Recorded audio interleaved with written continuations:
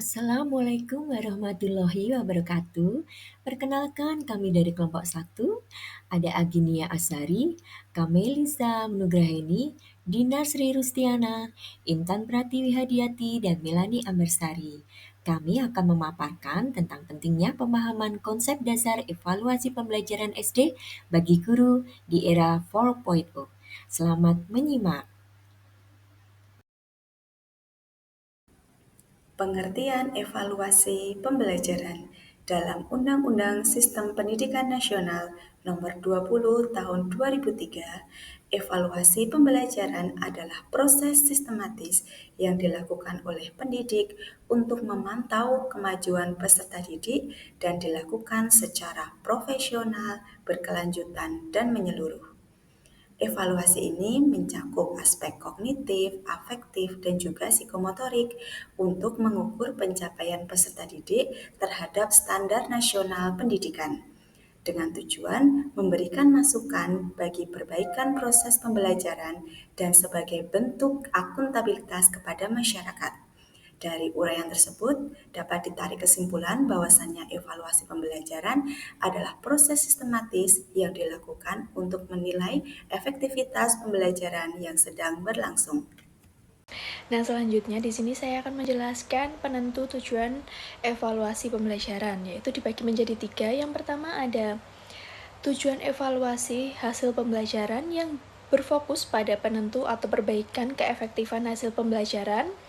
Ini melibatkan penilaian terhadap pencapaian siswa setelah proses pembelajaran, misalnya melalui tes atau proyek, lalu mengidentifikasi area yang memerlukan perbaikan untuk meningkatkan hasil pembelajaran yang akan mendatang. Yang kedua, ada tujuan evaluasi proses pembelajaran yang bertujuan untuk menentukan atau memperbaiki keefektifan proses pembelajaran itu sendiri. Evaluasi ini melibatkan bagaimana pembelajaran berlangsung, termasuk metode pengajaran, interaksi di kelas, dan penggunaan sumber daya untuk memastikan prosesnya optimal dan mendukung pencapaian tujuan pembelajaran. Yang ketiga, ada tujuan evaluasi masukan pembelajaran yang bertujuan untuk menentukan atau memperbaiki keefektifan masukan pembelajaran. Ini mencakup penilaian terhadap faktor-faktor awal yang mempengaruhi pembelajaran seperti kurikulum, fasilitas, kualitas guru, dan materi ajar untuk memastikan semua elemen pendukung pembelajaran sudah memadai dan efektif. Halo teman-teman, perkenalkan nama saya Dinar. Untuk selanjutnya kita akan membahas tentang jenis-jenis evaluasi pembelajaran dan tantangan yang dihadapi pendidik dalam melaksanakan evaluasi di era revolusi industri 4.0. Evaluasi pembelajaran sangat penting untuk memastikan bahwa proses belajar berjalan efektif dan tujuan pendidikan bisa tercapai. Menurut Scriven, Bloom, dan Staffelbeam, evaluasi yang baik tidak hanya menilai hasil akhir, tetapi juga harus memperhatikan kesiapan awal, pelaksanaan, serta dampak pembelajaran agar dapat meningkatkan mutu pendidikan secara berkelanjutan. Nah, di sini jenis-jenis evaluasi pembelajaran terdiri dari yang pertama, evaluasi formatif, yang kedua, evaluasi sumatif, yang ketiga, evaluasi input, yang keempat, evaluasi proses, dan yang kelima, evaluasi hasil. Nah, mari kita pelajari satu persatu jenis evaluasi ini. Yang pertama adalah evaluasi formatif.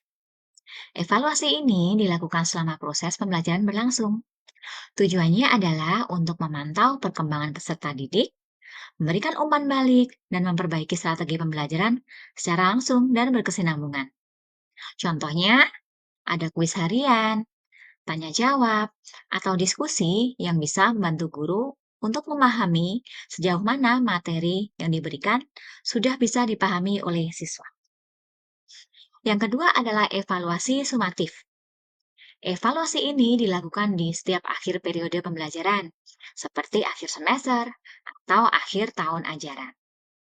Fokusnya di sini adalah untuk menilai pencapaian kompetensi peserta didik setelah proses pembelajaran selesai. Misalnya, ujian akhir semester, penilaian di akhir proyek, atau laporan hasil belajar. Jenis evaluasi pembelajaran yang ketiga adalah evaluasi input. Evaluasi input adalah evaluasi yang berfokus pada sumber daya dan kondisi awal yang dimiliki sebelum proses pembelajaran dimulai, termasuk sarana prasarana, kesiapan guru, kurikulum, serta kondisi peserta didik.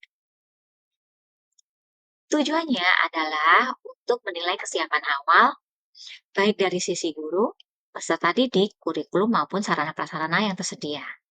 Di sini, dengan kata lain, kita bisa memastikan bahwa semua sumber daya siap untuk mendukung proses belajar mengajar. Contohnya, kita bisa mengecek ketersediaan laboratorium atau kesiapan perangkat digital yang akan kita gunakan untuk melakukan pembelajaran yang berbasis teknologi. Untuk jenis evaluasi yang keempat adalah evaluasi proses. Evaluasi proses adalah evaluasi yang dilakukan selama pembelajaran berlangsung, tetapi lebih menekankan pada cara dan kualitas pelaksanaan pembelajaran, bukan hanya perkembangan peserta didik. Evaluasi ini dilakukan selama pembelajaran berlangsung, namun berbeda dengan evaluasi formatif.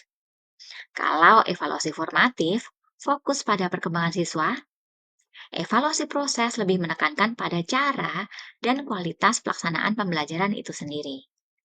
Misalnya, guru mengobservasi saat mengajar, adanya supervisi pembelajaran, atau guru bisa melakukan penilaian keaktifan siswa dalam diskusi kelompok. Jenis evaluasi pembelajaran yang kelima adalah evaluasi hasil. Evaluasi hasil adalah evaluasi yang berfokus pada output akhir atau pencapaian tujuan pembelajaran setelah proses selesai. Hasil yang dievaluasi bisa berupa nilai akademik, perubahan perilaku, maupun keterampilan yang diperoleh. Contohnya, nilai rapot, hasil ujian nasional, atau adanya portofolio hasil keterampilan siswa. Nah, teman-teman, kelima jenis evaluasi ini saling berkaitan dan membentuk satu kesatuan dalam proses evaluasi pembelajaran. Jika diterapkan dengan tepat, guru dapat meningkatkan kualitas pembelajaran, kemudian bisa memastikan tujuan tercapai, dan memberikan manfaat yang optimal bagi peserta didik. Untuk selanjutnya, saya akan menjelaskan tentang prinsip evaluasi pembelajaran. Prinsip evaluasi pembelajaran ada 5. Yang pertama, kontinuitas. Yang kedua, komprehensif. Yang ketiga, objektivitas.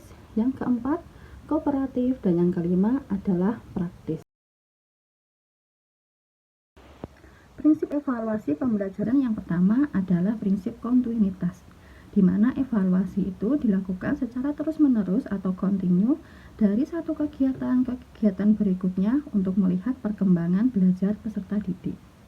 Lalu untuk yang kedua, prinsip komprehensif, di mana evaluasi ini dilakukan secara menyeluruh terhadap seluruh aspek yang dimiliki oleh peserta didik, baik itu dari segi kognitif atau pengetahuan, yang kedua adalah dari aspek afektif atau sikap, dan yang ketiga adalah aspek psikomotor atau keterampilan.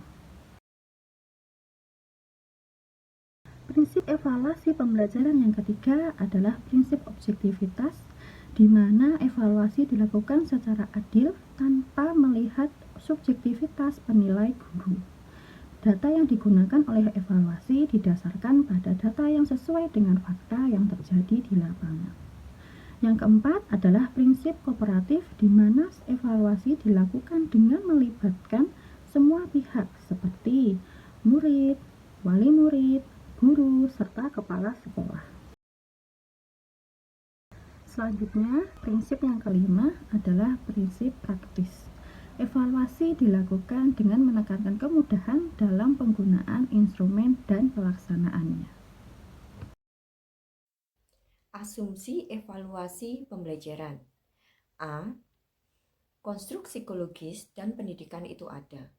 Asumsi bahwa konstruk psikologis dan pendidikan itu ada merupakan fondasi penting dalam evaluasi pembelajaran. Konstruk psikologis merujuk pada atribut atau karakteristik mental yang tidak dapat diamati secara langsung seperti pengetahuan, keterampilan, dan sikap. Sementara itu, konstruk pendidikan berkaitan dengan tujuan dan hasil pembelajaran yang ingin dicapai. B. Konstruk psikologis dan pendidikan dapat diukur. Asumsi bahwa konstruk psikologis dan pendidikan dapat diukur merupakan prinsip penting dalam evaluasi pembelajaran. Meskipun konstruk ini bersifat abstrak dan tidak dapat diamati secara langsung, diasumsikan bahwa konstruk tersebut dapat diukur melalui berbagai metode dan instrumen evaluasi. C. Pengukuran konstruk tidak sempurna. Asumsi bahwa pengukuran konstruk tidak sempurna merupakan pengakuan bahwa proses pengukuran dalam evaluasi pembelajaran memiliki keterbatasan dan ketidakpastian. D. Ada berbagai cara mengukur konstruk. Asumsi bahwa ada berbagai cara mengukur konstruk dalam evaluasi pembelajaran mengakui bahwa tidak ada satu metode pengukuran yang sempurna untuk semua situasi. E. Semua cara memiliki kelebihan dan kekurangan. Asumsi bahwa semua cara memiliki kelebihan dan kekurangan dalam evaluasi pembelajaran mengakui bahwa tidak ada metode pengukuran yang sempurna. Setiap metode memiliki kelebihan dan kekurangan yang perlu dipertimbangkan. F. Penilaian harus menggunakan berbagai sumber informasi. Asumsi bahwa penilaian harus menggunakan berbagai sumber informasi dalam evaluasi pembelajaran menekankan pentingnya memperoleh informasi yang komprehensif dan akurat tentang konstruk yang diukur. G. Cara mengembangkan tes dapat digunakan untuk non-tes. Asumsi bahwa cara mengembangkan tes dapat digunakan untuk non-tes dalam evaluasi pembelajaran menunjukkan bahwa prinsip-prinsip pengembangan tes dapat diterapkan pada instrumen evaluasi lainnya seperti kuesioner, skala penilaian, atau observasi. H. Penilaian memberikan informasi yang membantu pendidik membuat keputusan pendidikan lebih baik. Asumsi bahwa penilaian memberikan informasi yang membantu pendidik membuat keputusan pendidikan lebih baik menekankan pentingnya penilaian dalam proses pembelajaran. I. Penilaian dapat dilakukan dengan cara adil. Asumsi bahwa penilaian dapat dilakukan dengan cara adil yaitu menekankan pentingnya memastikan bahwa proses penilaian dilakukan secara objektif, transparan, dan tidak memihak. J. Pengujian dan penilaian menguntungkan lembaga pendidikan dan masyarakat keseluruhan, yaitu menekankan pentingnya evaluasi dalam meningkatkan kualitas pendidikan. Pentingnya pemahaman evaluasi pembelajaran bagi guru SD. Yang pertama, menilai keberhasilan dan ketercapaian tujuan pembelajaran. Melalui hasil evaluasi pembelajaran, guru dapat mengetahui sejauh mana pemahaman peserta didik terhadap materi yang diajarkan, serta mengetahui bagaimana ketercapaian tujuan pembelajaran. Yang kedua, yaitu mengidentifikasi kelemahan pembelajaran. Melalui hasil evaluasi pembelajaran, guru dapat mengidentifikasi aspek-aspek yang masih dianggap lemah dalam suatu pembelajaran.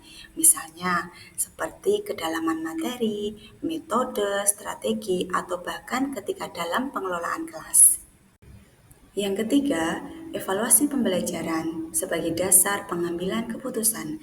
Hasil dari evaluasi pembelajaran menjadi data penting bagi guru untuk mengambil keputusan yang tepat, seperti dalam keberlanjutan program pembelajaran, pemberian bantuan khusus kepada peserta didik, penyusunan rencana tindak lanjut, atau bahkan dalam pelaporan hasil belajar peserta didik. Yang keempat, perbaikan berkelanjutan. Hasil evaluasi pembelajaran digunakan sebagai dasar untuk perbaikan berkelanjutan program pembelajaran. Hal ini untuk memastikan peningkatan kualitas pembelajaran, baik dengan penyesuaian pembelajaran sesuai dengan kondisi peserta didik maupun dengan strategi baru yang lebih relevan dan juga efektif.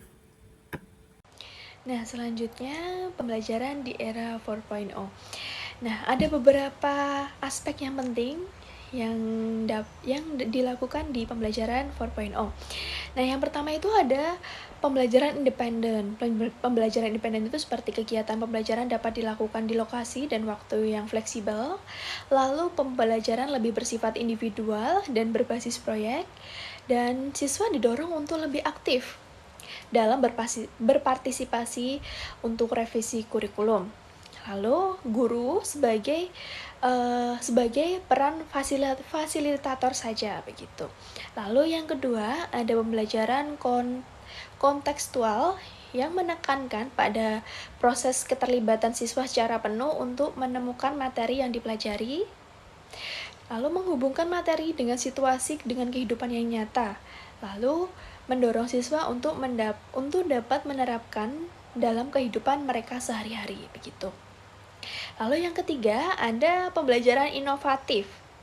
Nah, pembelajaran inovatif itu menggunakan teknologi digital seperti alat bantu audio video, melakukan brainstorming, belajar di luar kelas, dan membuat role play.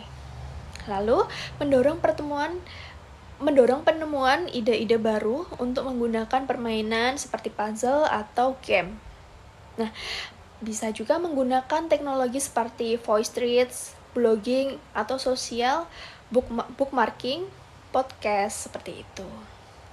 Nah, di era pembelajaran 4.0 ini juga guru diharapkan memiliki kompetensi seperti kompetensi menyelenggarakan pembelajaran berbasis internet seperti itu. Lalu kompetensi untuk komersialisasi teknologi atau bisa juga kompetensi dalam globalisasi.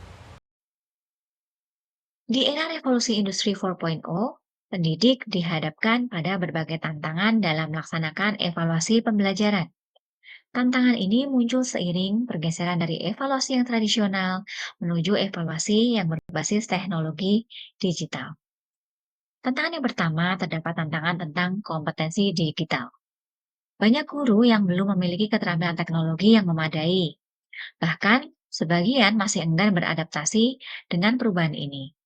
Padahal, profesionalisme guru kini menuntut pembelajaran dan pengembangan diri yang berkelanjutan. Yang kedua, tentang masalah kesenjangan infrastruktur juga menjadi hambatan yang cukup besar. Di banyak daerah, akses internet dan perangkat teknologi masih sangat terbatas. Sementara sarana prasarana di sekolah belum memadai untuk mendukung evaluasi digital. Yang ketiga, dari sisi metode evaluasi. Guru dituntut beralih dari penilaian yang hanya fokus pada aspek kognitif menuju evaluasi yang lebih komprehensif. Ini termasuk memanfaatkan big data untuk memantau perkembangan peserta didik serta menyesuaikan evaluasi dengan kurikulum berbasis keterampilan abad 21. Selanjutnya ada tantangan terkait etika dan keaslian. Kemudahan akses teknologi membuka peluang terjadinya kecurangan akademik. Sementara ketergantungan pada teknologi dapat mengurangi interaksi sosial antara guru dan siswa. Oleh karena itu, penguatan etika digital menjadi hal yang sangat penting. Kemudian masalah terakhir atau tantangan yang terakhir adalah dukungan dan kolaborasi yang juga memegang peranan penting.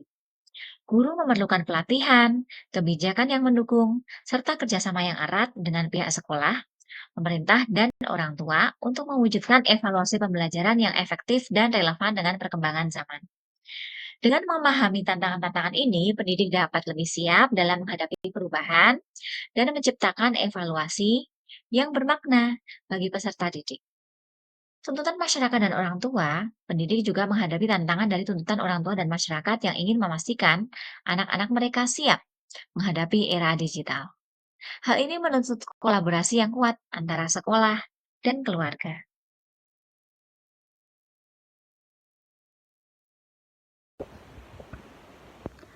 Dalam melaksanakan evaluasi pembelajaran, tentunya guru pasti akan menghadapi beberapa tantangan.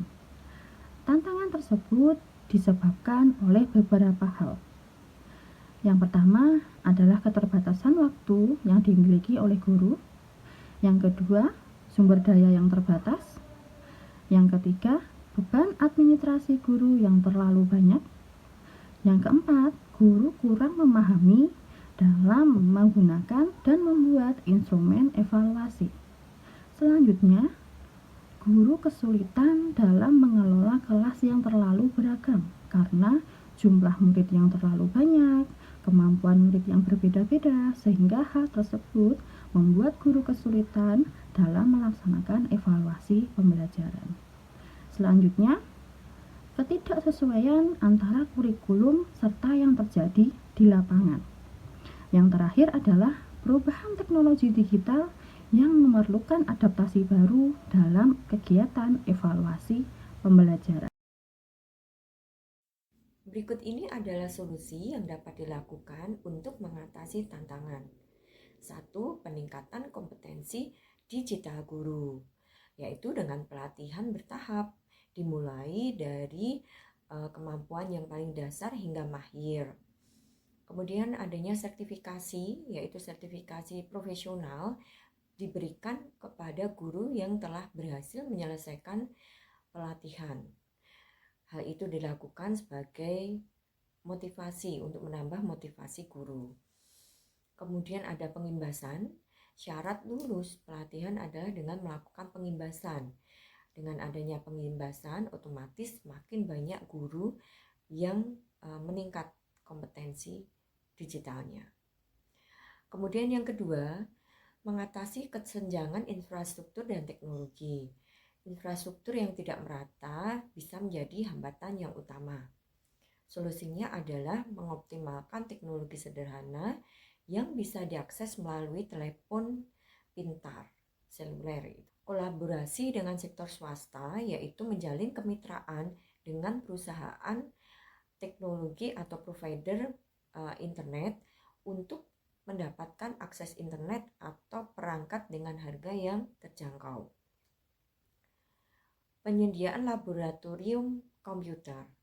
Hal itu sangat penting untuk menunjang kompetensi, untuk mengatasi kesenjangan infrastruktur teknologi. Yang ketiga ada adaptasi pergeseran metode dan instrumen evaluasi. Revolusi industri 4.0 menuntut metode evaluasi yang lebih relevan dan autentik. Solusinya bisa dengan evaluasi berbasis proyek, yaitu guru melakukan evaluasi melalui proyek atau portofolio digital. Kemudian ada pemanfaatan AI, dan selanjutnya ada evaluasi adaptif yang tingkat kesulitannya disesuaikan dengan kemampuan siswa. 4. Menangani tantangan keaslian dan etika, yaitu dengan mendesain tugas yang autentik yang menuntut kreativitas pemikiran tingkat tinggi. Manfaatkan perangkat lunak anti plagiarisme. Kemudian penekanan pada etika digital. Yang kelima, peningkatan dukungan dan kolaborasi dukungan dari berbagai pihak sangat penting. Antara lain, kebijakan yang mendukung, keterlibatan orang tua, dan kemitraan dengan industri dan komunitas. Itulah pemaparan dari kelompok kami. Terima kasih. Wassalamualaikum warahmatullahi wabarakatuh.